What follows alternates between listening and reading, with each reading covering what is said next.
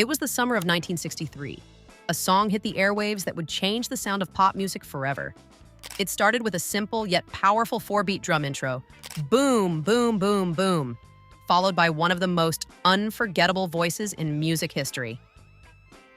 The night we met, I knew I needed you so. And just like that, Be My Baby was born.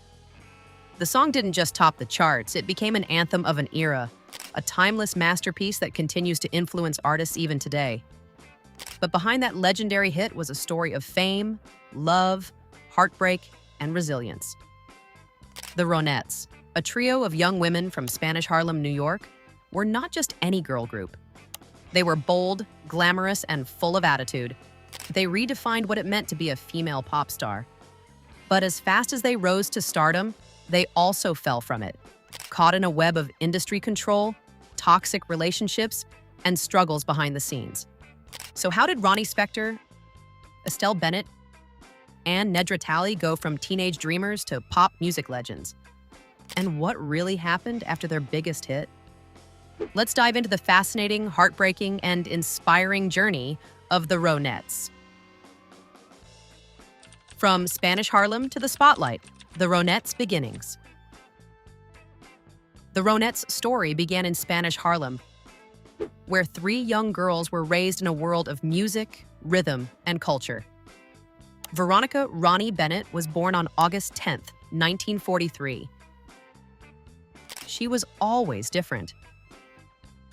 She wasn't shy, and she knew from a young age that she wanted to be a star. Ronnie's older sister, Estelle Bennett, was the opposite. Quiet, reserved, but incredibly stylish. Their cousin, Nedra Talley, completed the trio. She had a warm, soulful voice, adding a unique texture to their harmonies. Together, the 3 girls would spend hours singing in front of the mirror, dreaming of becoming famous. Inspired by Frankie Lyman and the Teenagers, they practiced harmonies relentlessly, developing a sound that was smoother, stronger, and richer than any other girl group of their time. By the time they were teenagers, they were already making a name for themselves. They started performing at local events and talent shows, quickly realizing they had something special. But they weren't just another sweet, innocent girl group like the Supremes. They had a tougher, more rebellious edge. Big beehive hair, dramatic eyeliner, and slinky dresses. They had an attitude, and the world wasn't ready for it. They first called themselves the Darling Sisters, but soon they settled on a name that would be remembered forever, the Ronettes. Breaking into the music industry. The Ronettes got their first real break by accident. One night, they went to the Peppermint Lounge, a club where the latest dance craze, the twist, was taking over. When a group failed to show up for their performance, the Ronettes jumped on stage. Their performance was electric. The audience went wild, and soon they became regular performers at the club. This caught the attention of DJ Murray the K, one of the most influential radio personalities at the time. He invited them to perform at his shows at Brooklyn Fox Theater, where they shared the stage with acts like Little Richard, the Shirelles, and the Drifters. Their talent was undeniable, but their early singles under Colpix Records didn't gain much traction. That's when Phil Spector entered the picture. Phil Spector and the making of Be My Baby. Phil Spector was one of the most powerful producers in the music industry. He was known for his wall of sound, a revolutionary recording technique that layered instruments and vocals to create a huge, dramatic sound. When Spector heard the Ronettes sing, he knew they were special. He immediately signed them to Philly's Records, but there was one catch.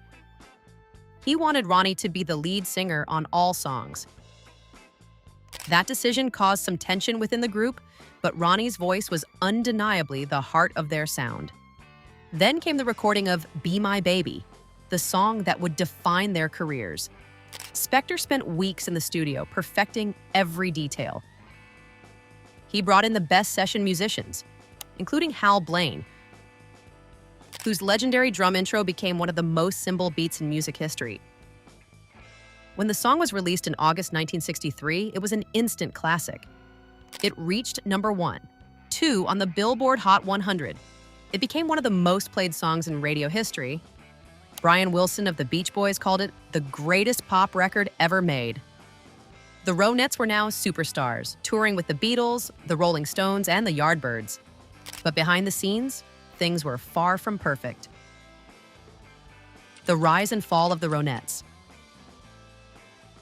Despite their fame, the Ronettes' career was controlled by Phil Spector. He became obsessive and controlling, especially towards Ronnie.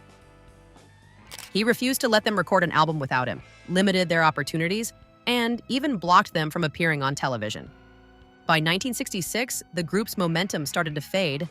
Phil Spector's erratic behavior, coupled with internal tensions, led to the group splitting up in 1967. It was the end of an era, but the beginning of a new chapter. Life after the Ronettes. Ronnie Spector, a survivor and a legend. Ronnie's life took a dark turn when she married Phil Spector. He kept her locked in their mansion, refusing to let her perform. After years of abuse, she escaped in 1972 and fought hard to rebuild her career. In the 1980s, she made a comeback, collaborating with Eddie Money on the hit Take Me Home Tonight. She became a symbol of resilience, continuing to perform until her passing in 2022. Estelle Bennett, a tragic loss. Estelle's life after the Ronettes was difficult. She struggled with mental health issues and faded from the spotlight. In 2009, she passed away, leaving behind a legacy that would never be forgotten. Nedra Talley, a new beginning.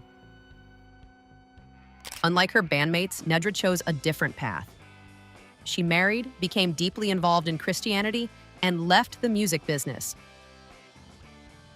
The Ronettes' legacy lives on. The Ronettes were a legendary American girl group from the 1960s, best known for their hit Be My Baby. The group was formed in New York City and consisted of Veronica Ronnie Bennett, later Ronnie Spector, the lead singer and the most famous member of the group, Estelle Bennett, Ronnie's older sister, Nedra Talley, their cousin. Despite the name The Ronettes, none of them were actually named Ronette. The name was likely a stylized version of Ronnie Spector's name, who became the face of the group. Their signature look, featuring beehive hairstyles and dramatic eyeliner, along with Phil Spector's wall of sound production, made them one of the most influential girl groups of their era. The Ronettes weren't just another girl group, they were revolutionaries. Their music, style, and spirit changed pop forever. And even today, Be My Baby remains one of the most influential songs of all time. Now it's your turn. Which Ronettes song is your favorite? Do you think Be My Baby is the greatest pop song ever? Drop a comment below and let's keep the conversation going. And if you love music history, make sure to like, subscribe, and hit the bell because the best stories never fade away.